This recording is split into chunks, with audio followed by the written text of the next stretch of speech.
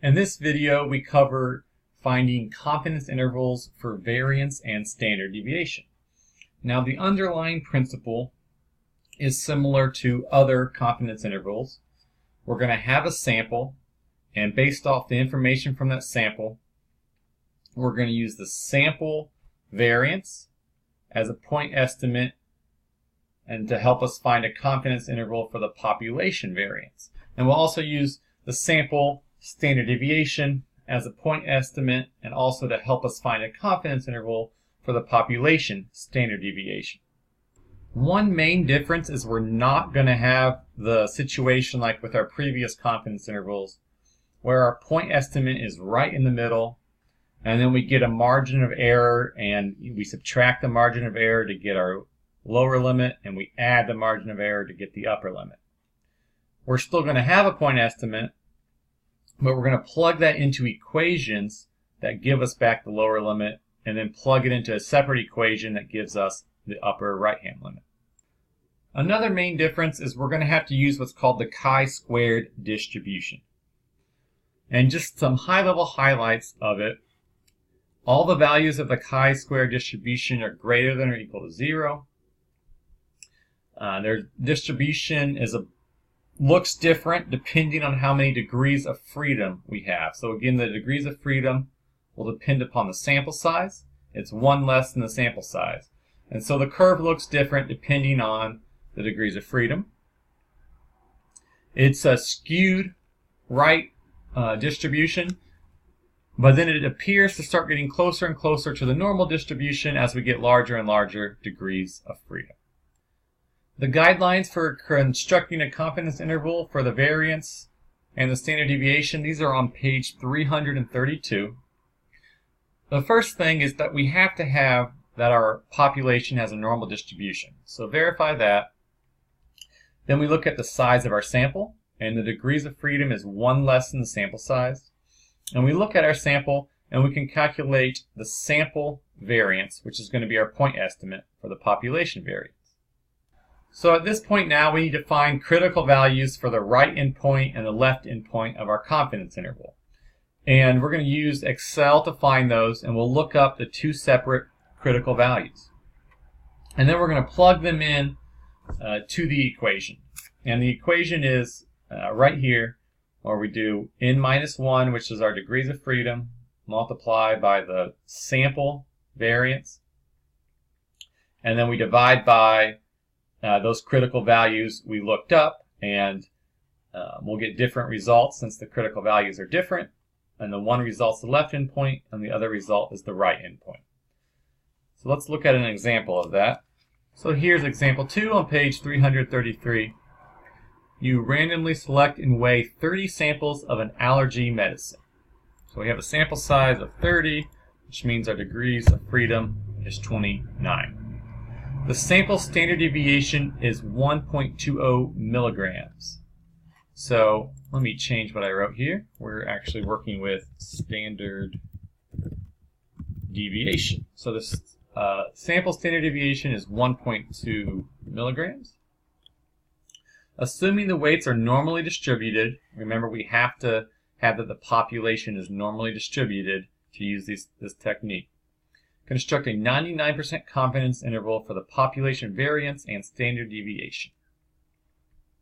So our level of confidence is 99%, 0.99. And if our confidence level is 99%, that means our alpha is 1%. And now we can use this information and plug it into Excel to get our right and left critical values. So for the right critical value, you want chi-squared.inv.rt for right. And you're going to plug in 0.005 for your alpha, because again, we want 1% total in the tails. So half of that is in the right tail, which is 0.005. And your second argument is your degrees of freedom, the second thing you input. So if I put that here with an equal sign in front of it, Excel gives me back the right critical value. And the same with the left critical value. I want half of my alpha in the left-hand tail, so half of 1% is 0.005, 29 degrees of freedom. If I put an equal sign in front of that, I'm going to get the left critical value. And so now we're ready to find the left and right endpoints. So left endpoint. And here's the formula. We're going to use the degrees of freedom.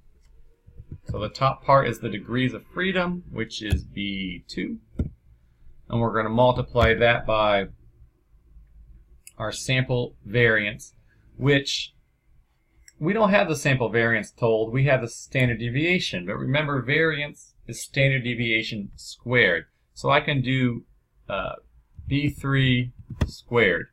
That is the sample variance. It's the standard deviation squared. So I do that, and this part may seem a little unintuitive, but for our left endpoint, we want to divide by the right critical value here in B6. All right, and I get 0.798 because there's no rounding going on here. The book has it come out to 0.80 when you round that up. And then for our right endpoint, the formula is the same. Again, we want to do the degrees of freedom times the variance, which is our standard deviation squared. And then we're dividing by the left critical value, which was B8. Now, so we get our answer here. Now, it's not going to really mess you up if you forget to divide by the left endpoint here and the right critical value here and the left critical value there. You're going to get these two results because it's the same exact top part of the equation, and then one time you divide by this and the other time you divide by that. So you're going to get these two results, and one of them's clearly smaller than the other. So it's clearly the left-hand endpoint.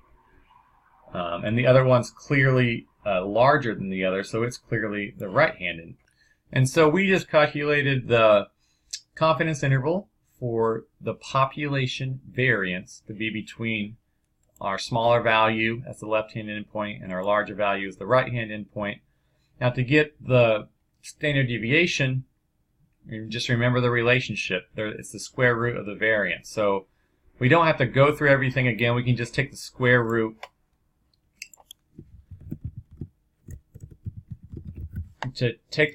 of our results that we had for the variance. So equals square root of B11. And that gives us the left-hand endpoint for our population standard deviation. And I'll just drag that down.